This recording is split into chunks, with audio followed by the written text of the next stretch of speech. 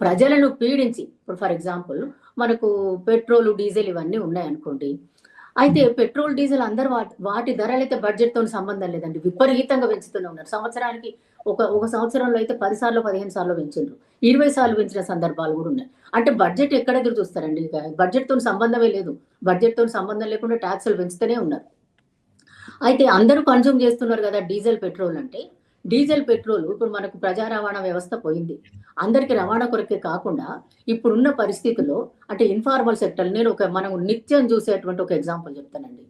ఉల్లిగడ్డలు, ఎల్లిగడ్డలు అమ్ముకుంటోడు గూడా ఏ మోపెడో తీసుకోవాలి, ఒక ట్రాక్టర్‌లో ట్రాక్టర్ కాదు. ఆటోలనన్నా అమ్ముకోవాలి గదా!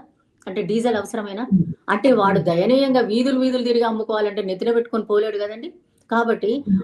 ఆటోలో అమ్మాలన్నా, మోపెడ్ తీసుకొని వాడు కూరగాయలు ఏవైనా అమ్ముకోవాలన్నా గూడా తప్పకుండా డీజిల్, పెట్రోల్ కావాల్సిందే గదా! డీజిలో, పెట్రోల్ కావాల్సిందే గదా! అత్యవసరమైన వస్తువే గదా! మరి దాని మీద హ్మ్. ఎంత టాక్స్ ఉన్నా ఏదనైనా గూడా మరి తప్పదు గదా!